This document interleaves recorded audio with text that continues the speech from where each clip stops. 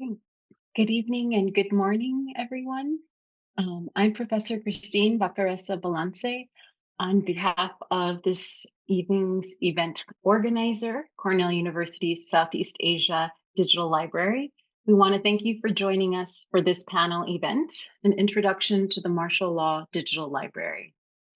We'd like to thank our event co-sponsors for their support, and I want to give extra special thanks to Southeast Asia Digital Librarian Emily Zinger and the Southeast Asia Program's Communications Coordinator Ava White for all of their behind-the-scenes efforts. So this panel is presented in conjunction with this year's launch of the Ateneo Martial Law Museum and Library, a historic and timely project that we'll learn more about this evening. Just two quick housekeeping notes. The first half of tonight's event will consist of short presentations from each of our three panelists, while the second half will include a question and answer with the audience.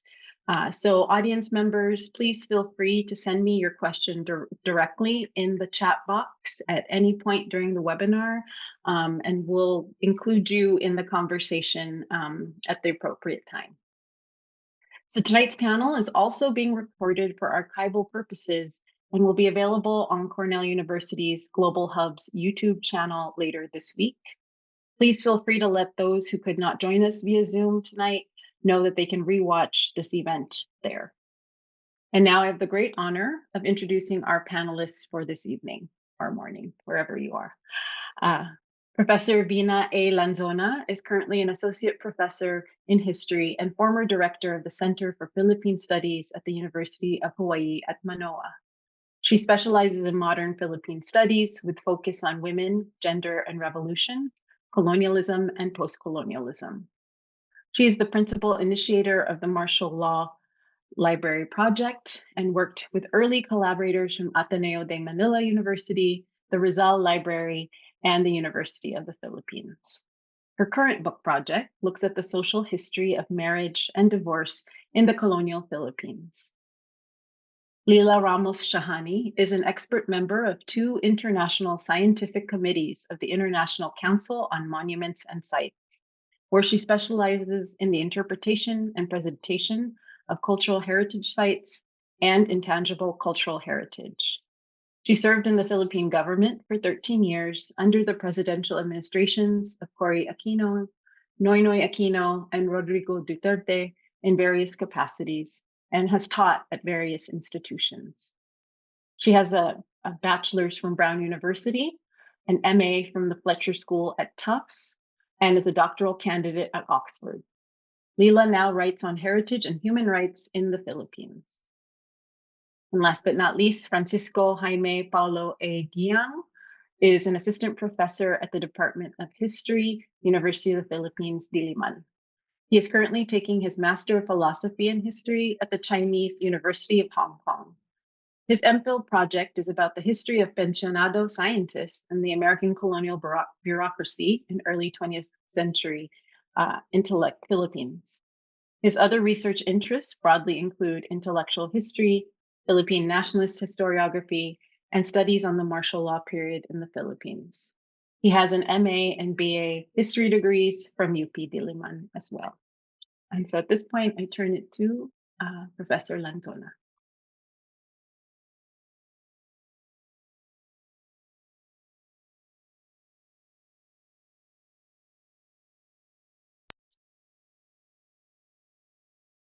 Okay, there. Am I unmuted now? Thank you. Thank you so much, Christine, and thank you everyone for coming to the US launch of the Martial Law Library. I think I mentioned to some of you that we've actually already had the Philippine launch also this year. So this is really a very welcome invitation from Cornell and the Southeast Asia program for us to have a US launching of this project, which was years in the making. And it's still continuing to be honest. But okay, so let me just start to share my presentation to talk about our work. Hold on.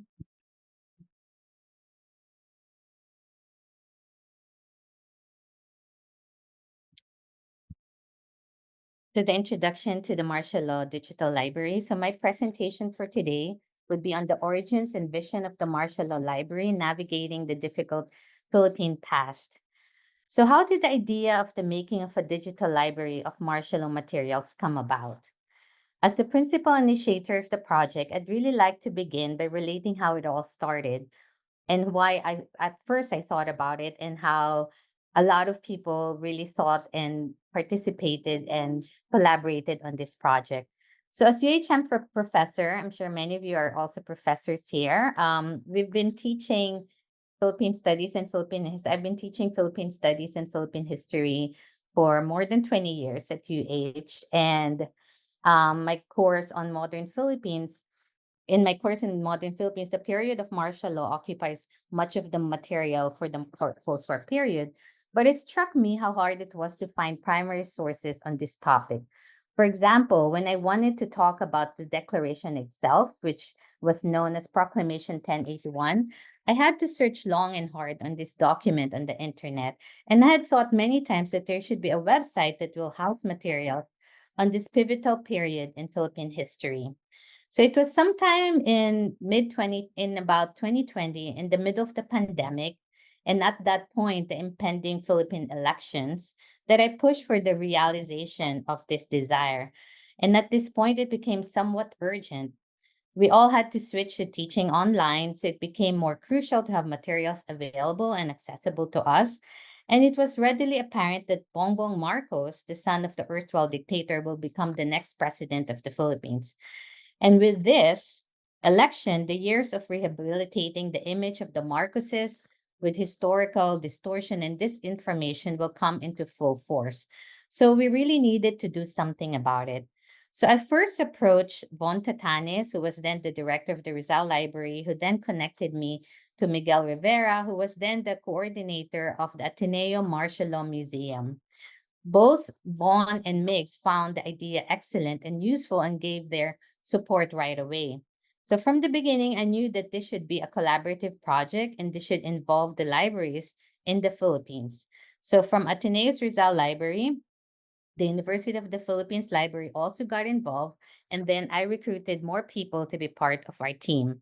And I will discuss the collaborators later. So we decided early on that this digital library will be added to the already existing Ateneo Martial Law Museum. Although, because so at least there was already an infrastructure where we can put the library in, especially since it was also part of the Martial Law Museum in the past to conceive of having materials on martial law. But the Ateneo, the martial law digital library will have its own identity and will be developed separately from the museum. So after months of meetings and work, the martial law digital library was born. So this is our website. And then when you click on it, then you can see that, that this is our library. We will give you all the details later in the presentation.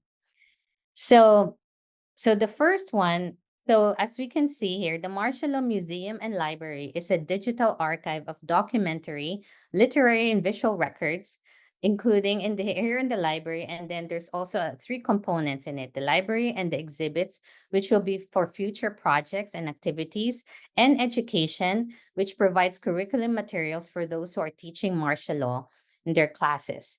But for us here, we will develop the digital library We basically had to develop the digital library from scratch, right? So, and part of the development of this digital library is to think about and have a vision of what this library should be about. So it was very important for us to have to share a common vision for this project, for this website. What do we want to accomplish with having a digital library of materials on the martial law period? So while our musing started in 2022, it really got going in 2020. I started thinking about it in 2020, but it started really becoming more and more urgent, especially in 2022, not just because of the presidential elections, but the coming 50th anniversary of martial law in the Philippines. So thus the idea of creating a digital library for sources related to Marcos and martial law became both urgent and relevant. As both a historian and educator, it was very important for me to make sure to accurately depict and therefore understand the history of martial law, because those years in our country were neither a fiction nor inconsequential, but most importantly, it was well documented. The aim of our project is therefore to preserve and vitalize this history and to provide documents, scholarship, and visual materials so that all the world can see, understand, and learn from the experiences of the martial law period at a time when once again there's a rising tide of political authoritarianism around the globe. Moreover, in the current climate of historical revisionism, it is necessary to remind everyone, especially in the Philippines, of the dark years of martial law. This digital library and database of documentary and visual materials relating to the presidency of Ferdinand Marcos and its aftermath aims to ensure a sense of historical accountability. With the resources the digital library provides, readers will be able to inform and educate themselves about the events, consequences, and legacy of Marcos and the martial law period. So our vision is that of a digital, accessible, and searchable library of and database of materials related to this period. So it'll be a one-stop website, basically. It's an archive for anyone interested in this period, and it should be used. It could be used by students, teachers, professors, researchers, and anyone and everyone who's in search of historical truth and this significant period in our history. So in terms of this archive, what should be this? What would, we needed to have a definition of an archive, right? In terms of a collection of historical documents of records that are preserved for research, reference, or historical purposes. Why do we need an archive? We need to maintain this to ensure the preservation and accessibility of these resources, especially for the future generations. So certain aspects were crucial for us in developing this library. As I said, first of all, it needs to be digital. So people don't have to travel to have use of the library and its materials. So literally within your fingertips. It should also be accessible. Why? Because it should be available to anyone who's interested in learning and researching on this period. No restrictions. And it's very easy to use it, as we will demonstrate later. And it should be searchable too. Why? Because it will be convenient and easily understandable for any and all of our users, especially for researchers. So this type of project, as I said, necessarily has to be collaborative. So it was clear that we need to have our strengths are actually in terms of the relevance of our project, and it's also need to be a collaborative project. So we needed to identify people right away. So here you can see our principal initiators and then the core team.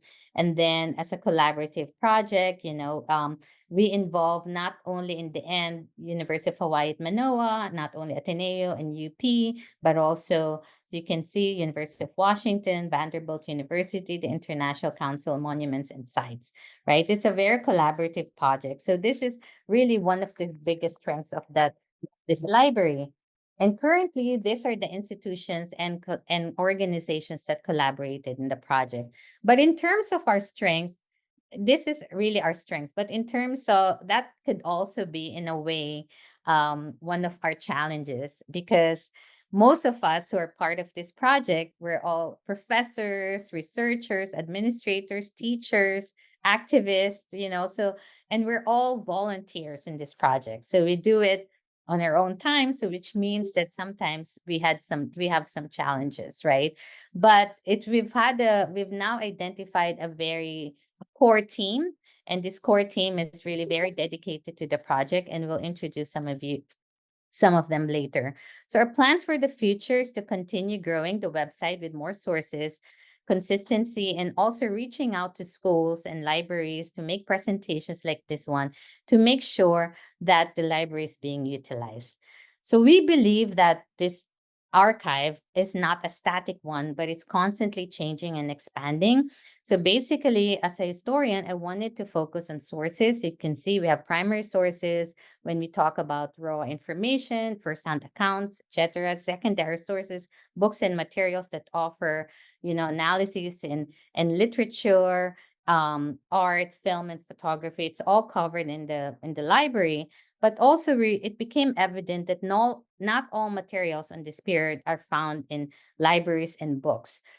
So we also made the decision to reach out to organizations, those who were very instrumental in not only fighting the excesses of the Marcos regime, but committed to the preservation of that historical memory. Organizations such as, Task Force Detainees, etc.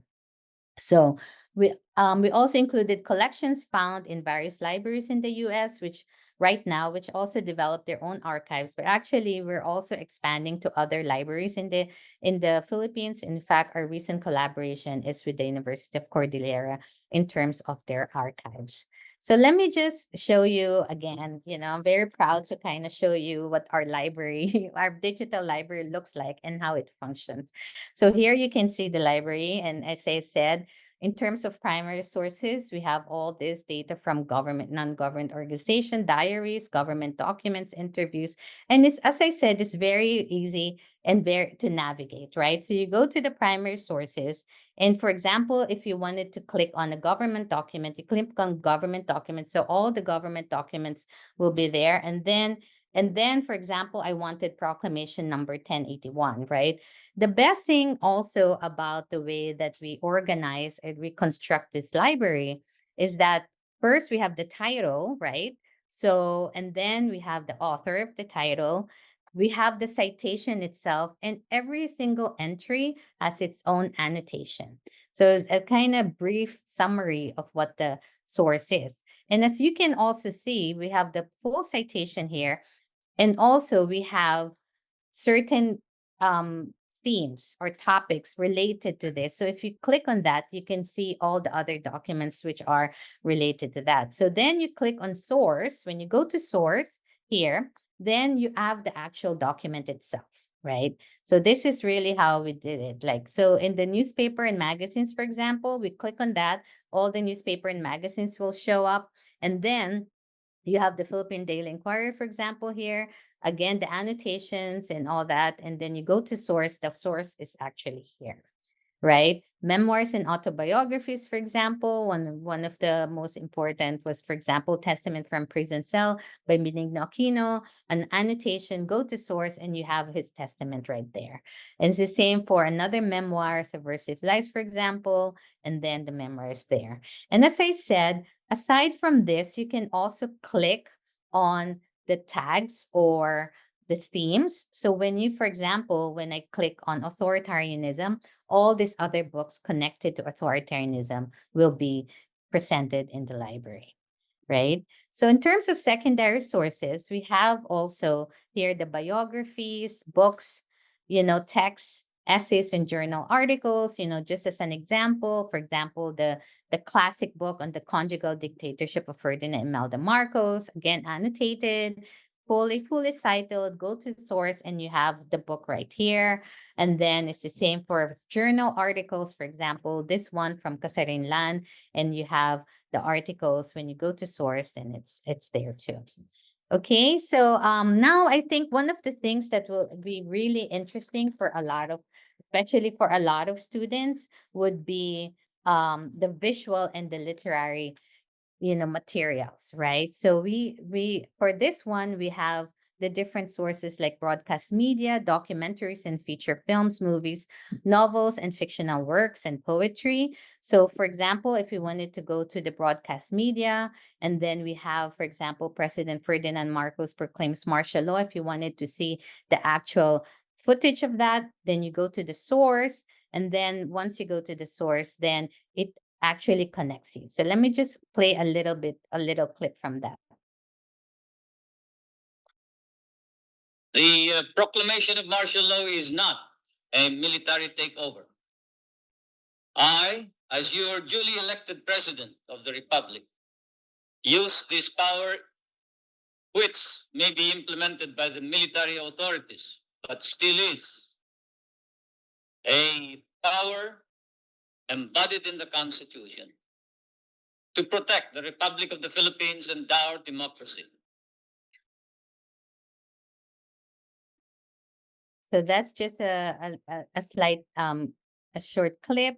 And then I wanted to show another very short clip too, because of this, the rally of this youth group that was actually led by Marcos's children. So you can see here, this is Jayme Marcos, who is now a senator of the Philippines. And this is, lo and behold, BBM, or the Bongbong Marcos, who's now the president of the Philippines. So it's really quite interesting to even just see, this period.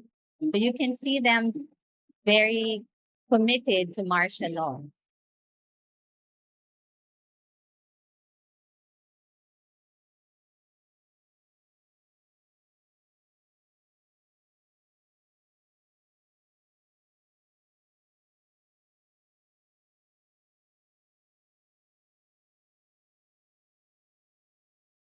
So so that's all interesting. So we have quite a bit in terms of, the broadcast media. And we also have documentaries and feature films. So if you click on that, you'll see that, for example, we have this short, this is a cartoon of martial law, for example, which was produced by the Commission Human Rights.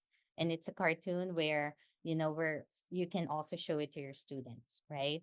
So of course, we have novels and fictional works. Just as an example, for example, one of the classic works during this period was Dekada 60 by Luwalhati Bautista.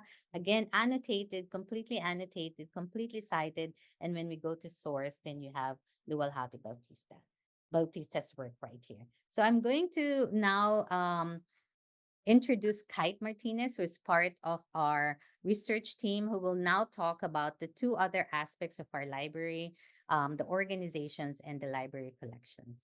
Thank you. Kite. Thank you, Ma'am Vina. So, brief introductions aside, I'm part of the team, actually a rather later addition to the library team, if you may. I used to work in government as well, and as part of that, I also hope to contribute with how we discussed organizations and collections. So, back on the screen, this is how our organizations tab looks like. Essentially, we wanted to also make this a landing page where we can network our project around with other entities that have contributed important data in documenting human rights violations and other aspects of the regime. No. So in this case, it's explained that some organizations like the Medical Action Group have even entrusted key documents to the library. And as this is also an ongoing project, as they're being fully digitized, additional files will also be linked to said organizations on this page. No? So as well, just like in the library areas, we have annotations for each one. We discuss how the organization, we can say, is introduced and their important contributions to the literature and how these can be navigated. In the previous case, it was the Bantayog ng Mga Bayani, which was created after the deposition or the EDSA revolution. And here in this case is the HRVVMC, which was the government agency I used to work in, created to look after the files of 11,103 victims of the regime that have been recognized by the Philippine government under RA 10368. So each of these annotations also includes the contact information and links that are relevant to how you can look into their websites or landing pages, or how you can reach out to them. Also, we have the library collections section. So in a similar manner, we also wanted to make it easier for people to know what kinds of collections are available that are relevant to these different studies on the period now. So as we can see here displayed, there's a portion where we talk about the legal papers of the Marcos human rights litigation case, which are available at the University of Hawaii, Manoa. Among others, there are also the radical papers, and also we have linked the Bantayog and HRVVMC library collections, since they have their own digital repositories, so to speak. So that's the short of it, I suppose. I don't want to detract too much on the time, so I'll give it back to Ma'am Ina. Thank you. Okay. Well, I just wanted to conclude this first paper. So I hope you will all appreciate how significant and important this digital library is. We believe it is vital to defend and preserve the history of this period from those currently in power who seek to deny and rewrite the past in pursuit of their own political and material interests. Denying this history is a betrayal of Filipinos in the present who have a right to know about and to understand their own history, and of those Filipinos who experience the violence and injustice of martial law at first hand. Obliterating the past condemns us all to a continuous cycle of ignorance, injustice, and abuse. So we created this digital library so we will never forget. Thank you. Well, thank you, Vina and Kite, and we'll now move on to Lila. Hello, everyone. My name is Lila Shahani, and my paper is called Grieving the Ungrievable Trauma and Memory During Martial Law. As Bongbong Marcos's win in the 2022 presidential elections loomed, the fear of historical revisionism and erasure became all too palpable throughout the Philippines. There emerged an urgent focus on safeguarding the martial law archives to preserve the brutal record of his father's regime, holding both father and son accountable for their crimes. One of the things that we have sought to preserve in our archive was the widespread use of torture during the Marcos years. In my case, the question of torture has haunted me since I was 16 years old. Kite, could you share the slide, please? In 1983, while doing research on a high school history project, I stumbled upon a report of a fact-finding mission to the Philippines, jointly sponsored by 6 medical and scientific organizations in the US. The report contained photos of a man, Buenaventura Tampipi, a 37-year-old farmer from Matanao, Davao del Sur, who had been found earlier that year with a 4-inch nail protruding into his head. Next slide, please. The report continued. The shank of the nail was driven straight back into his brain, above and directly between his eyes. Mr. Tampipi was paralyzed on the right side of his body and unable to speak. In the end, the surgeons decided it was far too dangerous to remove the nail and simply treated him with intravenous antibiotics. After 2 weeks, he failed to improve, so his family took him home, still aphasic and paralyzed. Eventually, Mr. Tampipi died. Although his case is rarely discussed in the Philippines, his image has never left me. These 2 photos, the first one was from the Medical Action Group, and this particular one you're looking at now was taken by Dr. Hermann Vogel, a German radiologist who has been cited in many radiology journals. In this particular case, the image comes from the British Guardian in 2009. There were other types of torture used during martial law, many of them derived from the techniques used by previous colonial rulers and learned in the hazing rituals of the Philippine Military Academy, from the infamous water cure to sexual molestation and rape, from suffocation to isolation to the burning of limbs and the electrocution of genitals, and much, much more. But my own research, based on several interviews and numerous affidavits, demonstrates that even this list is far from adequate. Besides political prisoners, the state targeted indigenous peoples and Muslim Filipinos, otherwise known as Moros, not so much for their political beliefs as for their ethnic and cultural identity. This treatment is not often mentioned when the history of martial law is recounted.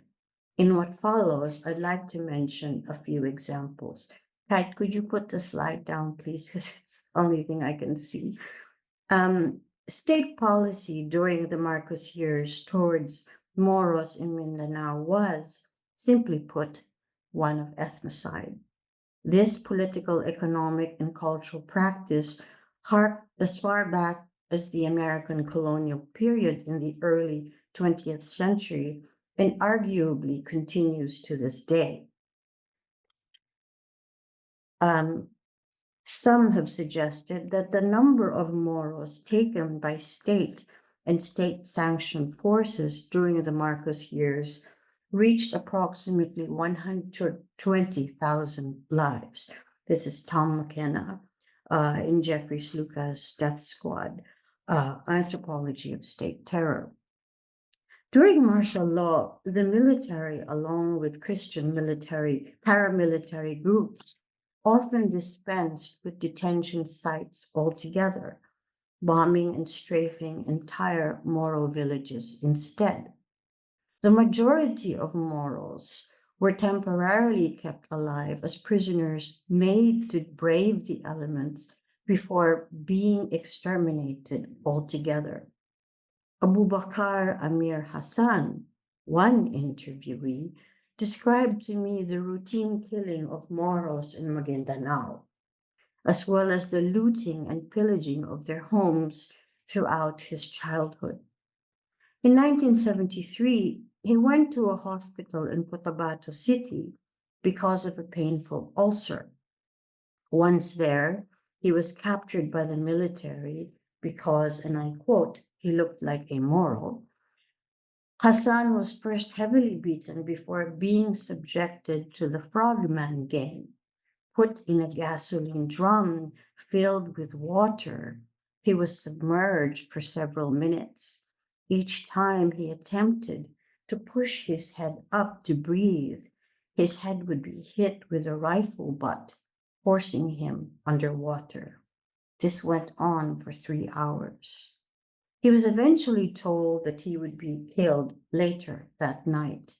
Instead, another game, Airborne, was played. Forced to climb up to a rooftop, he was made to jump 24 stories down so as not to be shot.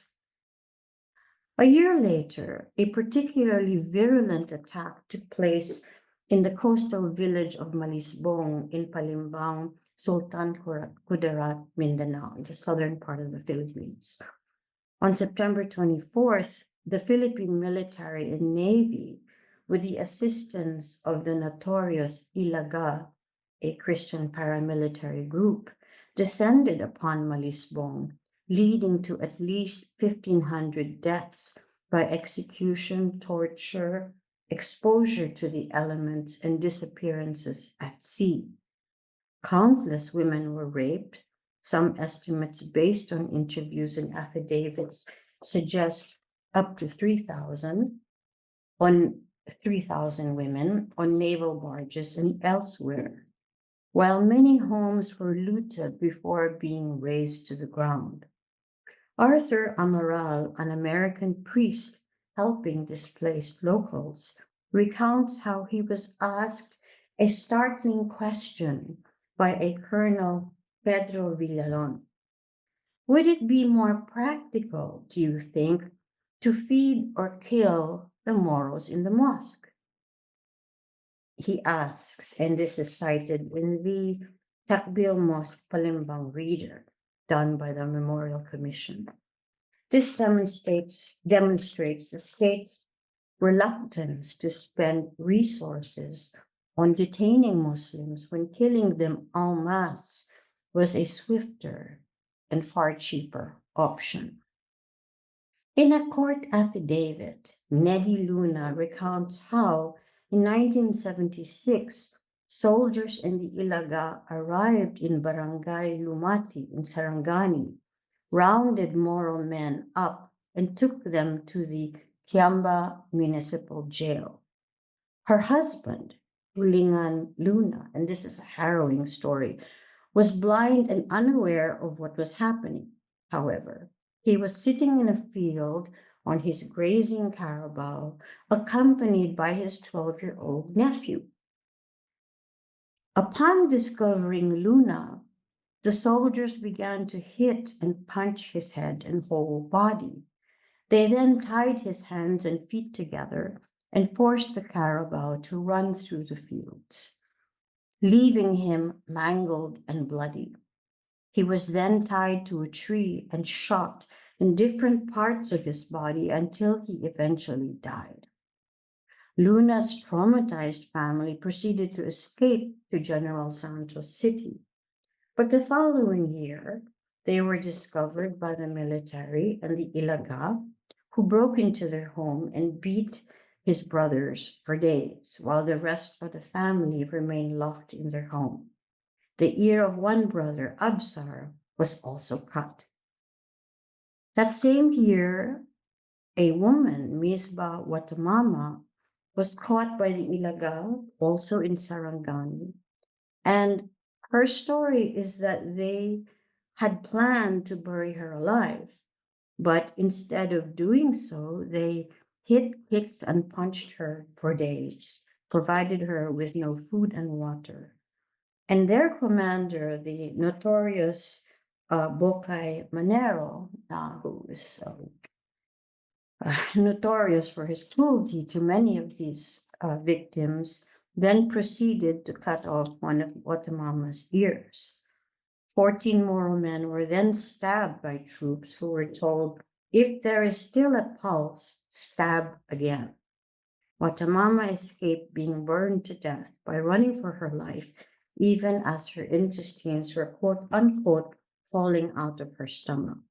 Today, she describes her body as a document of her trauma. Why are these experiences so rarely brought up in historical records of martial law? This erasure further compounds the atrocities. Indeed, archives are arguably a form of commemoration, marking the dialectical relationship between mourning and memorialization. Who is counted and who is not? Why and why not? So how could evacuees without the required paperwork expect to be counted by the Human Rights Violations Victims Claims Board? It is noteworthy that in its 2019 Takbil Mosque Massacre Reader, the Memorial Commission only listed the 1,500 men killed in the mosque. But what of the twice as many women and children who were raped and pushed overboard while on naval barges? The overarching question then is, how do we frame legacies of state-sponsored pain and trauma? How do we account not only for grievable lives, but just as importantly, those that have been deemed to be ungrievable? In Frames of War, When is Life Grievable? Judith Butler looks at how 9/11 highlighted the differences between grievable and ungrievable lives in the American historical narrative. She contends that the US and foreign media concentrated only on the names and images of American citizens who had died along with their grieving families. But this public grieving expended little time on the deaths of countless non-US nationals abroad or illegal workers in the US. Simply put, certain lives were framed as less than human so as to justify US state violence against them. And of course, we see repercussions. I mean, to this day, we see echoes of just that. In the aftermath of the attacks, Butler observed that it was not only the lack of political affinity between the US and Muslim populations at home and abroad that was a problem. The fact that the latter were not, and these italics are mine, culturally recognizable to Americans also led to a lack of empathy bordering on indifference to the consequences of US policy. Thus, a distinction was made between groups upon whom one's life and existence depended and those who represented a direct threat to that very existence. The latter were no longer seen as lives, but as a threat to the necessary hegemony of American life, and whose deaths therefore elicited little outrage and horror. Framing the US-led war on terror as a clash of civilizations, Christianity was depicted as modern and progressive in contrast to religions like Islam, which was seen as being mired in tradition and excess. Talal Asad offers another pertinent point. He observes that the moral revulsion we feel for violent death depends upon whether or not it is state-sponsored. Because we invest the state with notions of legitimacy, such deaths, while potentially lamentable, are not necessarily viewed as being radically unjust. These social exclusions, then, lead to the disciplining of public memory itself. In the face of normative propositions like a just war, citizens often cease to think for themselves and blindly follow the injunctions of the nation state. In conclusion, one might ask how something like a martial law archive can be expanded to include those whose lives were previously deemed to be ungrievable, subjected to ethnocide even prior to martial law. Many were regarded as less than human.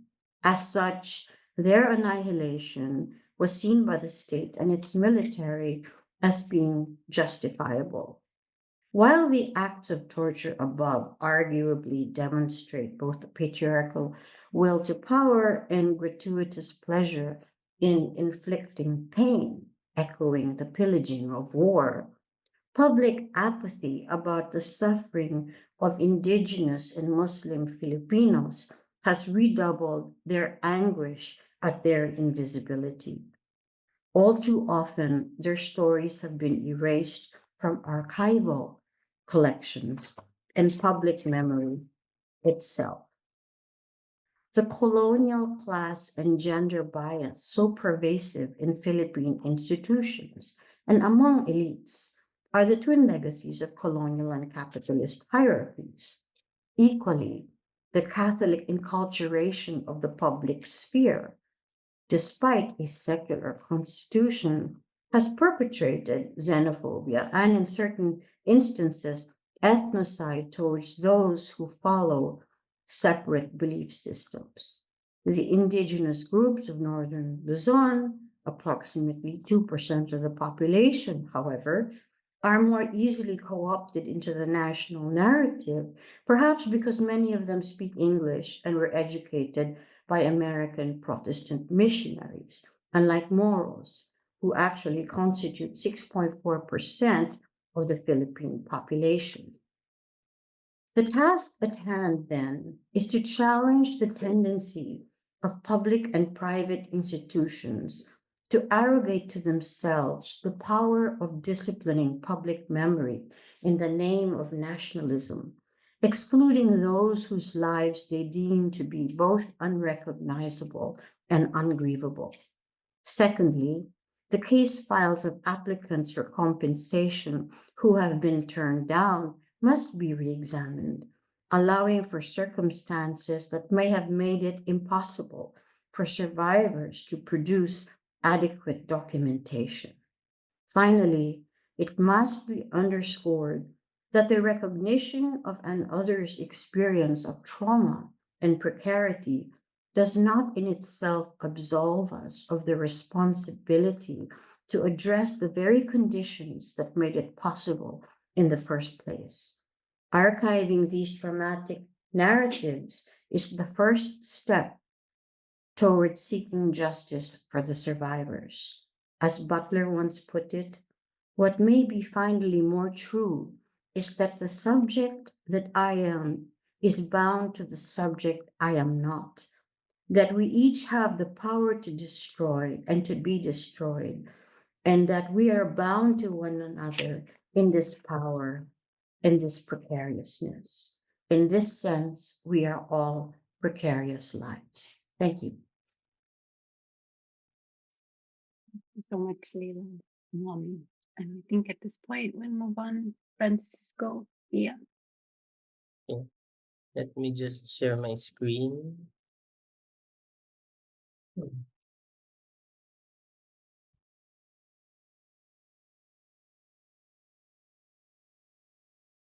Okay, so this presentation, my short paper is from my personal encounters with disinformation and historical distortions in the Philippines. I was part of a large fact-checking coalition composed of academics in the Philippines. That began in 2021 and is still ongoing up to today. And we work with various sectors, like the media sector. We work with Rappler, and some of the data that I'm going to cite here are from that those experiences that I encountered, especially with the height of the 2022 national elections. So let me begin this presentation with a survey from the Social Weather Stations, or SWS, which was taken in the fourth quarter of 2021. The survey reveals that 69% of adult Filipinos recognize that fake news in media is serious. More so, the survey reveals that 51% of Filipinos find it difficult to spot fake news on different forms of media. By education, an astounding 43% of college students find it difficult to spot fake news. In another survey, from Pulse Asia taken in September 2022, 9 out of 10, or 86% of Filipinos recognize the problem of disinformation. 58% of Filipinos see social media influencers, vloggers, and bloggers as peddlers of disinformation. Admittedly, the problem of disinformation is something that is not new to the Philippines. In President Rodrigo Duterte's electoral campaign in 2016, disinformation was deployed as a tool, making populist politics an effective strategy to win the polls. For this presentation, I wish to explore a related matter by answering a question. How does populist propaganda, one that is built on disinformation, become fascist propaganda? Let us look at Marcosian propaganda as a case study. Probing into Marcosian propaganda means looking at how the father of the current Philippine President, Bongbong Marcos, used propaganda to build his demagogic figure during a regime that lasted for more than 2 decades. In a study on fascism, Jason Stanley argues that fascist leaders appealed to history to replace the actual historical record with a glorious mythic replacement that, in its specifics, can serve their political ends and their ultimate goal of replacing facts with power. Fascist propaganda, therefore, relies on populist rhetoric that tries to sell a narrative of a quote-unquote glorious past that was lost due to various issues like corruption, economic decline, and among other things. Furthermore, fascist propaganda relies on the persona of a demagogue who could transform the nostalgic feelings of a people about this glorious past into a reality. In studies about Marcosian propaganda, Marcos Sr. was always depicted as a modern-day traditional Filipino hero whose goal was to facilitate the rebirth of the Filipino and defeat the oligarchs and the communists of the 70s and the 80s. Marcos Sr. was often regarded as a demagogic figure, as depicted on the photos in the slide in front of you.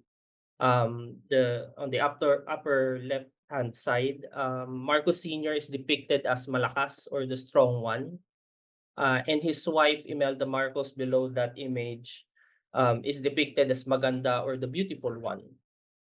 Both Malakas and Maganda are Filipino versions of Adam and Eve. the progenitors of creation, therefore, in this case, the progenitors of the Filipino nation. The message of these propaganda materials that they wish to convey is clear. Only the Marcoses could reform the Philippines and introduce its people to the new society. More than 4 decades later, this propaganda has endured in public memory. In fact, Marcos Jr.'s political campaigns for the vice presidency in 2016 and the presidency in 2022 have indirectly benefited from the myth-making propaganda that purposefully elevated his father's image.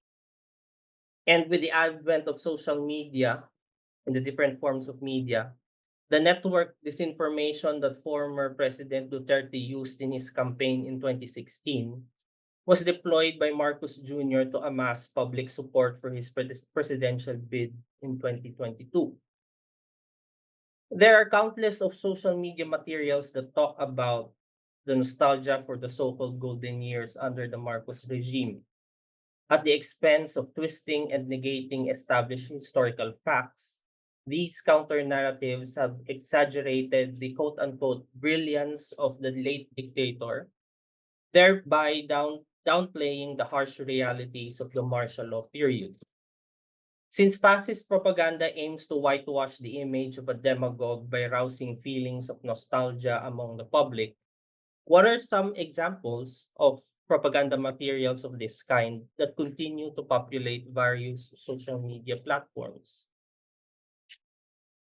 The first example on the slide in front of you is an article entitled The Untold Story of the Kingdom of the Maharlika, now called the Philippines.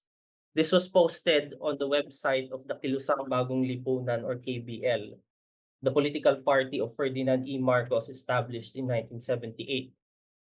This website would obviously feature content that is biased to the Marcoses and Marcos Sr. One thing about myth-making is that they make them appear credible by using actual historical facts, actual dates, actual names, actual places as seen in the screenshot of the article in front of you.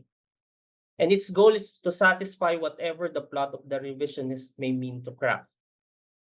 Further into the article is an explanation of the purported origins of the Marcos wealth, the Taliano gold, which alleges that Marcos Sr., as a lawyer during the years during World War II, received thousands of gold bars from the Taliano clan, a purported pre-colonial royal clan that is completely fictional.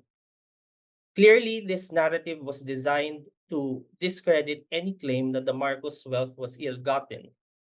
It simply removes from the Marcoses the historical guilt of committing graft and corruption. The second example is from YouTube, a video content entitled Kung Natuloy ang Plano ni Marcos, Higit pa sa Amerika ang Pilipinas, or roughly translated as, the Philippines would have been greater than America if Marcos's plans were accomplished. This video boasts of almost 2 million views, and that was in 2019. The video elaborates on the infrastructure projects of the Marcos regime, the purported economic heyday under the dictatorship, and an assertion that Marcos Sr. was a victim of black propaganda instigated by the allies of former President Corazon Aquino. The goal of the video is simple: engage the feelings of nostalgia and sow divisiveness amongst its viewers. What is purposefully neglected in the video are important facts about economic mismanagement and cronyism that happened under the Marcos regime. This last example is from YouTube as well, a video entitled Martial Law Pinakapayapang Panahon, or translated as Martial Law as the Most Peaceful Time in the Philippines. It features the insights of Brother Eli Soriano, a preacher and televangelist, who talks about peace and order during the martial law years. This video is based on the most common pro-Marcos rhetoric, which maintains that martial law kept the looming communist threat at bay, instilled discipline among Filipinos, and triggered economic prosperity for the country.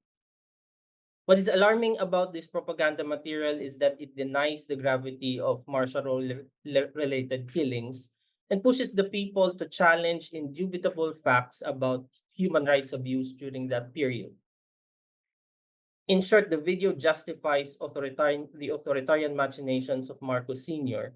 so that the viewers may aspire for the same by voting for Marcos Jr.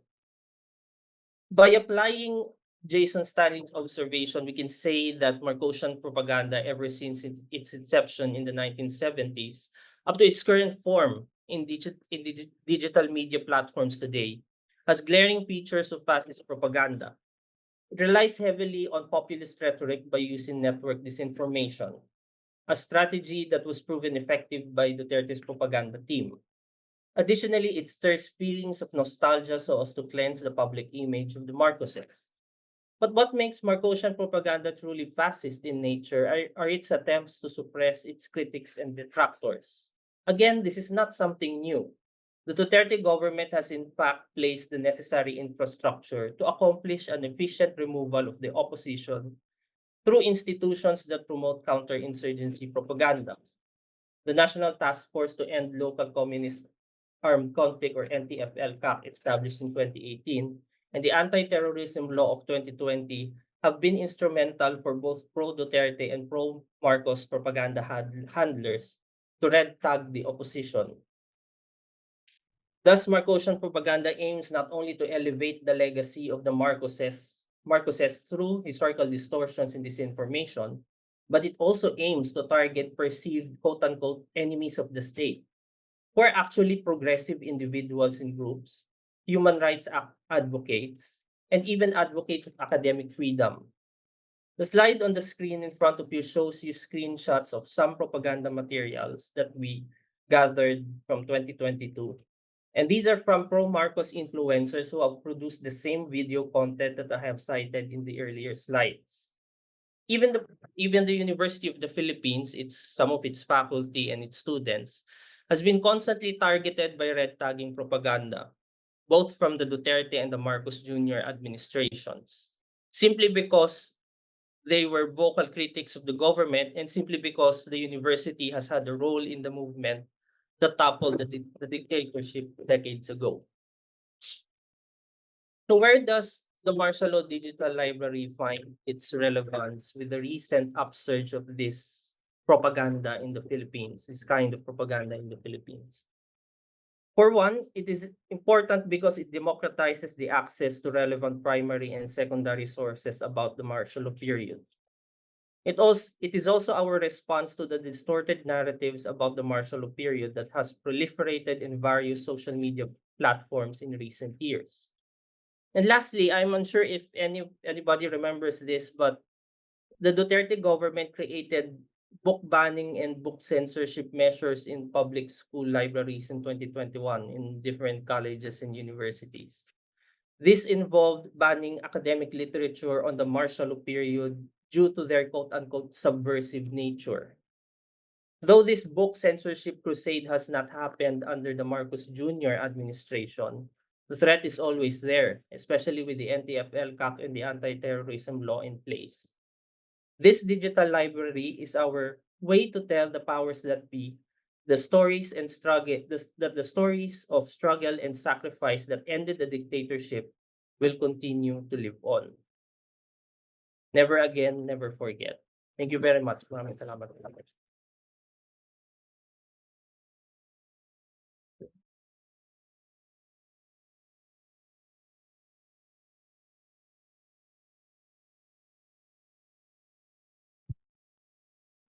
Okay, thank you once again to Vina, Lila, and Francisco or Gio for these thought-provoking presentations. Again, attendees, a reminder, if you have any questions, just feel free to send them to me directly in the chat and I'll be able to ask them in the public forum. I guess I'll actually start with a question from one attendee, and this is for Vina. Hello, I'm Joseph Zabala, a BA Philippine Studies student from UP Diliman, who noticed that the library interface is designed to look like a collection of folders. So could you tell us more about the creative process and the inspiration behind the design choice? Thank you for that question. Actually, well, we can take the credit in terms of researching and annotating the sources. We can't take the credit in terms of designing the website. We actually have one of our collaborators. It's formerly called Works of Heart, but it's now called Dapat, and it's one of our collaborators, which I put on the screen. And so there we although it was also a process in terms of designing the website. So we wanted the website to be attractive and fun to work with and easy to actually navigate. And the first suggestion, or the first thought that came to mind, is exactly what he said. Like, in terms of, we want to make it like a kind of card catalog, because it is a kind of library. So the design itself incorporates that idea that, that we have all this, in the past. So for people who used to look at the card catalogs in the library before everything, before we can do everything online, right? So that was the kind of design. And opening the folders meant like going through each source, and the way that it was all designed was really, we thought, was quite creative and innovative in that sense. And also the whole, the interface, but also in terms of the design itself. It because there, as I said in my presentation, that there was already an Ateneo Martial Law Museum. So in a way, and it's the same people who also created that website. So we wanted to follow in terms of the design, in terms of the colors, but we were all very much part of, giving our comments in terms of how to design it, and the pictures and the video and all that. So yeah, so that's how that I'm glad that somebody pointed that out, because that is really one of the, I thought, was very creative in terms of form designing the website. Thank you.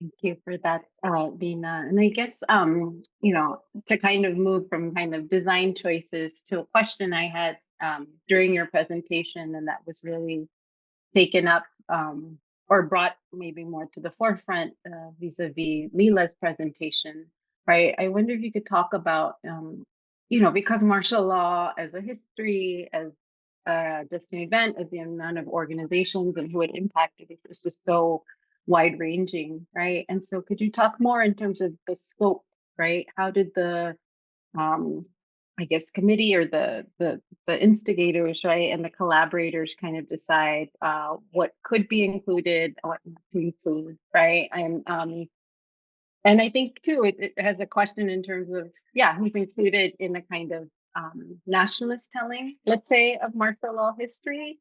Does it reach out to kind of the anti-Marcos movement in Europe and in the diaspora, of course, right? And then yeah, I think that I'll just kind of stop there, but we talk more about the scope of it. So I'll start, but also I think Lila could contribute to this question. So actually I'll start by saying I see that some of our collaborators are also in the audience. So Oliver Quintana is with us, and he is now the current coordinator and director of the Ateneo Martial Law Museum. And so he's part of that. And also, I think I saw Mark Sanchez, who's from Vanderbilt University. So Mark's work is actually about the anti-Marcos movements or organizations in the diaspora, and he actually presents work on that. So what we started first, so as I said, that this is a constantly expanding archive, right? So what we wanted to is to focus on the three types of the sources first, the primary sources. And for the primary sources, we focus especially on the government documents, because that's really important, for us to have access to that. And then from there, we also included like the certain reports, human rights reports.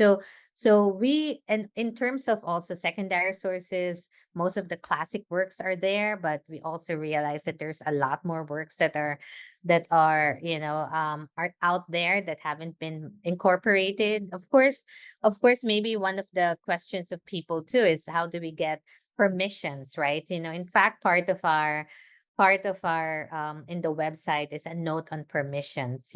So we try to get, if it's already, we Vaughn was that's why we have librarians also with us, and also we have a kind of a legal team too, to come make sure that everything that we put there is within the legal, like access, or copyright, right? So if we want the entire book, and if we got the permission from authors and publishers to put the entire book, then it will be there. Otherwise, will be excerpts, and we're still collecting more information. But yeah, I think you're right that it's still, right now, it's focused on the more kind of classic works probably, and also the more obvious, like government documents and newspapers and articles on this period. But hopefully we'll be able to expand it. So that's why, in fact, when we recruited Lila to be part of our team, because she's the one who really has a lot of relationships with these non-governmental organizations, and she can tell you more about that, and in terms of how the process that she went through in terms of incorporating their materials to our collections. Thanks, Vina. Thanks, Christine. It was very archival work privileges texts, right? And so part of the challenge for me was, I realized there was so much that had not been notarized, codified, digitized, and there's a political economy to that. And I was very concerned that it would remain this elite focus on tertiary texts, tertiary production. And I wanted to make sure that, and I wasn't from, because of my work in government with a lot of people who had survived human rights violations, I knew a lot of these people personally. And, so I would say, hey, like there's one group, like the Medical Action Group. It's all doctors and nurses and caregivers who did voluntary autopsies and sort of wrote down, annotated, whatever it is, the type of trauma that they observed, experienced by detainees who had survived, right? And of course, the Catholic Church was a part of this, so were the Protestants. There were a lot of different groups, but part of the problem with non-university holdings is that they were all like in somebody's basement. And then somebody would say, ma'am, you know what? We had a flood, and oh no, we lost all our files. And by the way, they were eaten by termites. And so, and then, I was talking to a lot of people who did not have websites. So it's not, I mean, there's so many things we take for granted in the developed world, but it's like, people didn't even have the money to take pictures of their files. And so in the beginning, I was like, okay, am I going to raise money to get them cell phones, or is that even cost efficient? Should we raise money to get them scanners? And there were any number of people in the States who were certainly well-meaning and concerned, but the problem was that a lot of these guys that I was in touch with, the non-governmental orgs, and many of which were left-leaning, some, left of center, left, all the different shades of left. And a lot of them didn't have email addresses. And so many of them just stayed in touch with me on Facebook. If you can believe, a lot of advocacy goes on Facebook. I mean, Mark Zuckerberg notwithstanding, there are some moments of functionality. And the whole trouble was, once Bongbong was obviously, the surefire winner, although I predicted that a year before, but once he was clearly the surefire winner, a lot of the people I was speaking to went dark on Facebook. They just stopped communicating. And so, you're in a group and you're working with people who have, actual collections, they're annotating, but I'm kind of running after humans who are in hiding. And so, but I strongly felt that, like, again, the medical action group, they had like 30 boxes, and by the time the flood waters had gotten to them, there was half a box left, and so that was part of the challenge, and it involved making long distance phone calls to people and just saying, hey. And then, of course, there was fear. I mean, there was a lot of fear, even on the part of doctors who had done autopsies during those years, not wanting their names to show up. And then the other challenge was, how do we redact names in the primary documents, right? I mean, if they don't have the time and the staff and the wherewithal to do it, we certainly don't, and then, of course, like the repository of the Human Rights Victims Violations Claims Board. In short, it's called the Memorial Commission. They had a website where every single name was listed down with very specific descriptions of what each one had gone through. But then at some point, all those descriptions were removed, again, to preserve the security of these people. So on the one hand, you want people to know, but it's not, a historical record if people are afraid of disappearing today, and it's not, you don't have the luxury of that temporal distance when the anxiety is very present. So I guess I was trying to recognize the economic difficulties that many of them had and try to bridge that gap by introducing them to the Rizal Library, who kindly offered to, digitize some of the files. But, it's a challenge, and obviously there's a lot more to be done, and a lot more help needed. Yeah. Yeah, thank you, Leila, for speaking to those complexities. And I guess I'm thinking about it too. There's a kind of the collection process of the archive, and then also as Gio was kind of talking about, there's also this kind of, term that's often used, the kind of how to activate this website or how to activate this archive, because, Leila, to your point, a lot of work does happen on social media. A lot of information is shared amongst particularly young people on Instagram.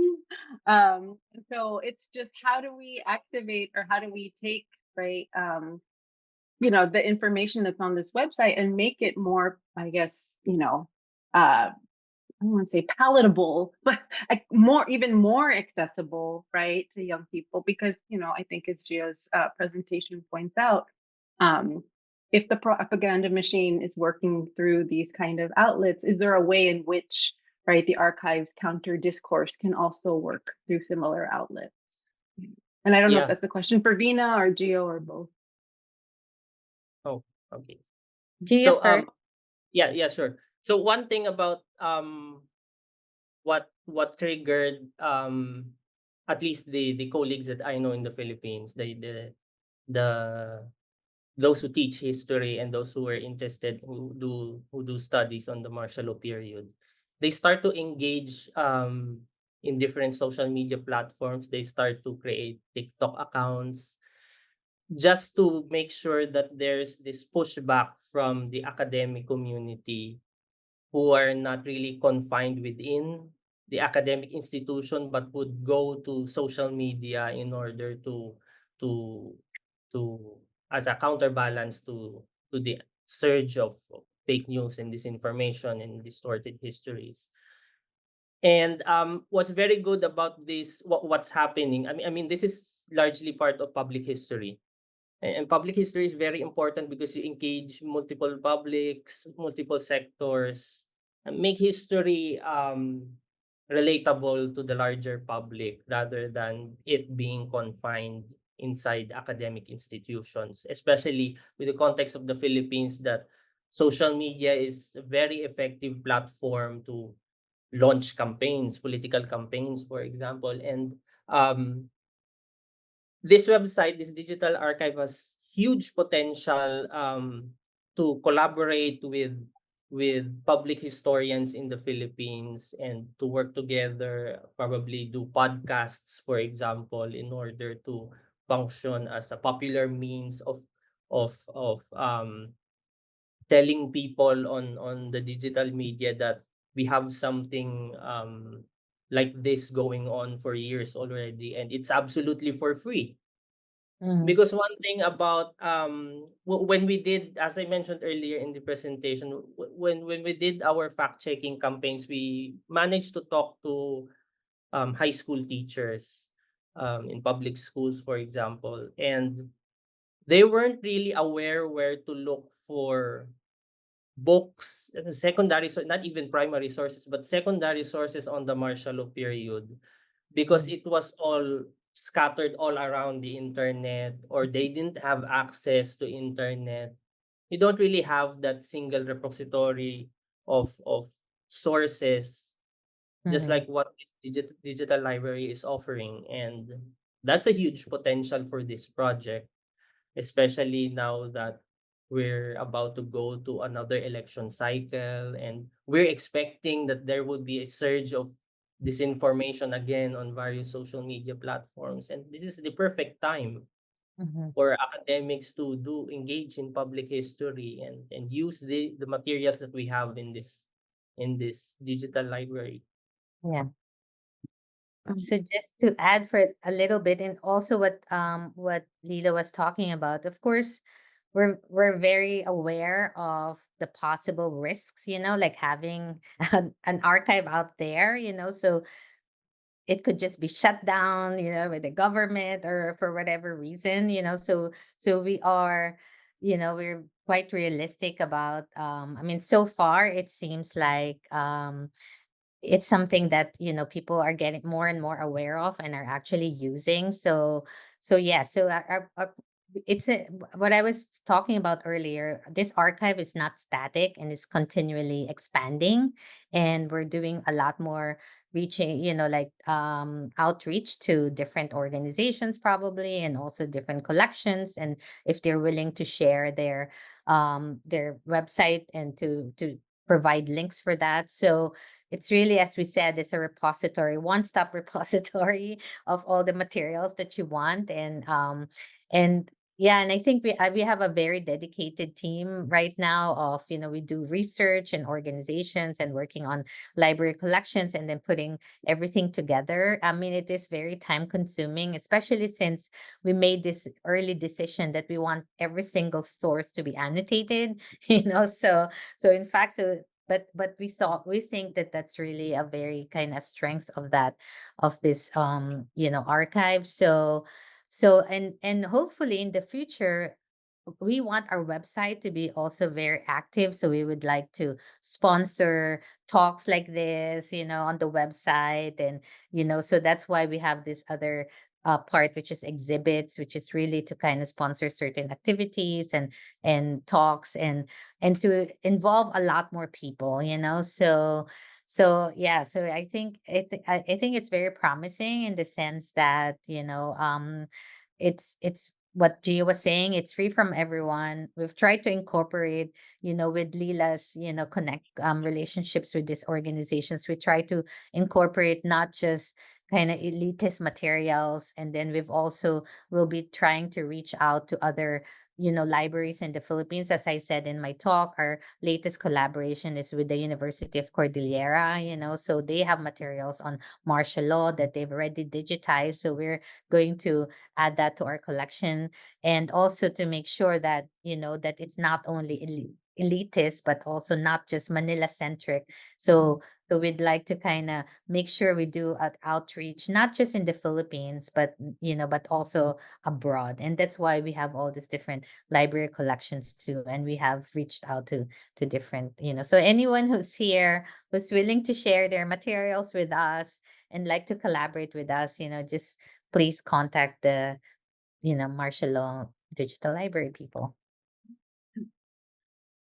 Christine, Lila if wanted to add. could I just add one thing, two things. One is that, in 2009, when I was recruited to help in the campaign of Noy Noy Aquino, I was quite shocked, along with other writers, to find that there was so much movement from the camp of Bongbong Marcos, and we were like, what's he doing? Why is he on YouTube? Why is he on Facebook? Why are there all of these things, in social media? And I was like, he's not even running. What's the point of this? And Mhm. now I understand. And it's like, I was the one who was a moron, and he was the one who was playing the long game. And I would say that, the trouble with a lot of us is that liberals, it's sort of like, yay, we won, and then we're happy. And then, but there are those who quietly wait in the wings for decades. And of course, you have to be able to afford to wait in the wings for decades, right? Some people have to live and eat and work. But so I would say that this was inevitable, given, and the avalanche of expense, of social media expense. So when you say, how do we counteract this? I mean, there's a massive machinery.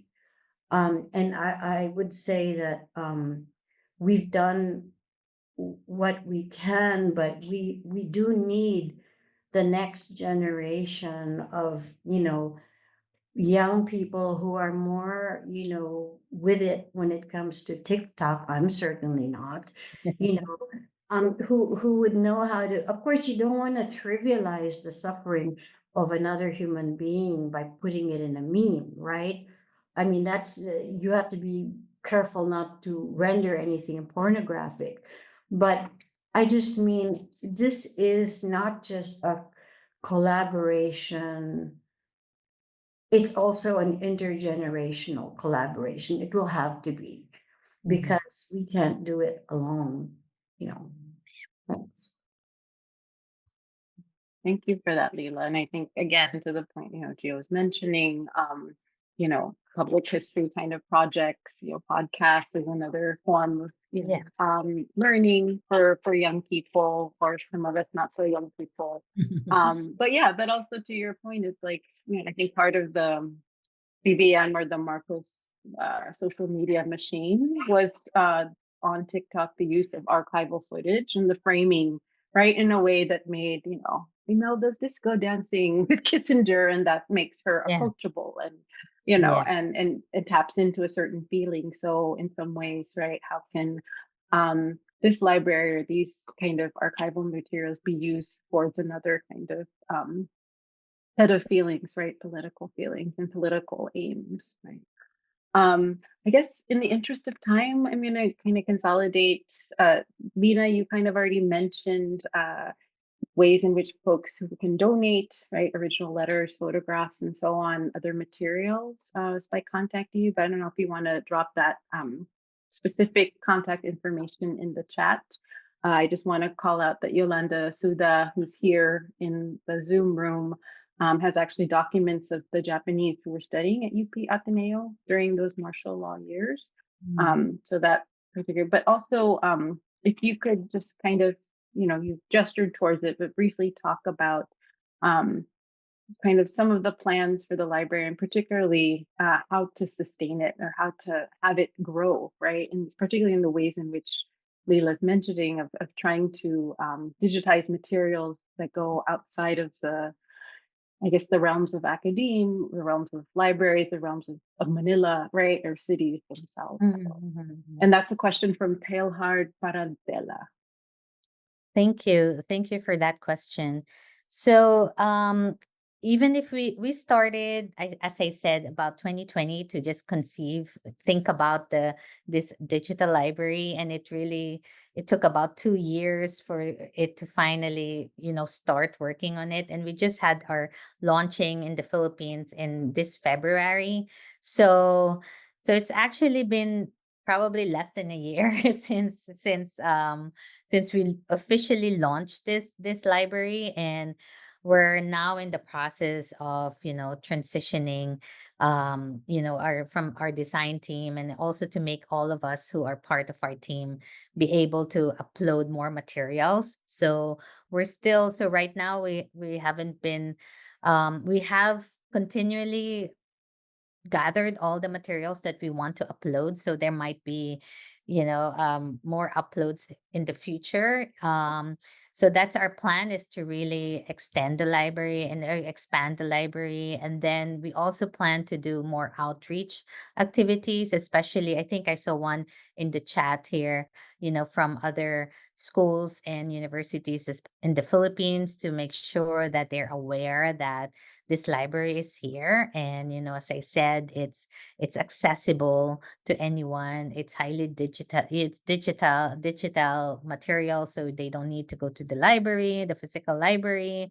And it's also navigable, easily navigable in terms of in terms of as a database, so both for students, researchers, teachers, so whoever is really interested in the period. So we do have certain challenges, maybe funding a little bit in terms of having just staff who would just work on that, because as I said, we're all volunteers and we all have full-time jobs, so that takes a bit in terms of time, and also we have all different time zones. But as I said, the collaborative nature of this project is actually really the best, because we have this good team. Hello.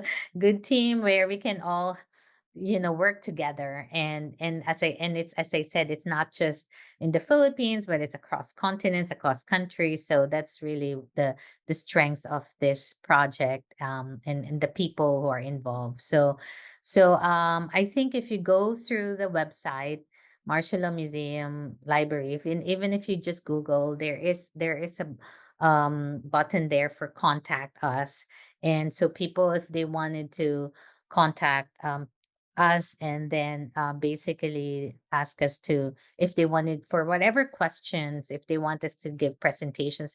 So eventually our plan is to give more presentations to different audience, in order to make sure that our library is something that people will be aware of and that they could use. But really the primary focus right now is to continually to expand the library with materials. So that's why we want to thank you.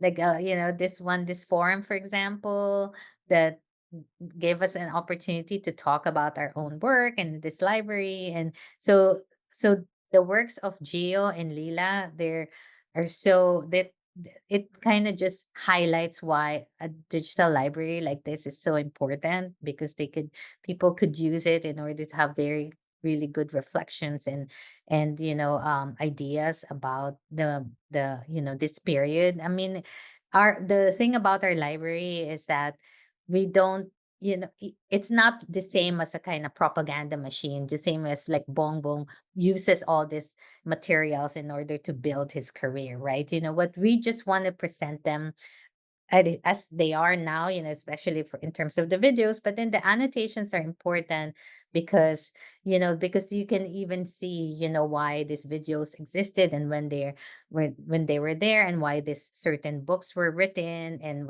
so there's more information there. So it's really a wealth of information. So I hope that a lot more people will be able to use it. Thank you. On that note, thank you again, Vina, Gio, and Lila for this evening. And as Vina pointed out, right, these very moving and thought-provoking responses to the archive and to the library itself. And hopefully everybody gets a chance to check it out soon and use it for any professors here in their educational purposes, or even those who are activist minded in your own organizations, right? As a kind of, counter to the historical revisionism, right? Now we have the actual, actual historical Materials, exactly, and you have the real authorities, so you have all the scholars who've written and all this, and you can look at exactly the documents themselves and see what they convey. So really it's this continuing battle against historical distortion and disinformation is something that hopefully we could strive against with a resource like this. So thank you everyone. Thank Thank you, you so everyone. much. Good evening to Thank you. some of you, and good morning. Good morning, Tuesday.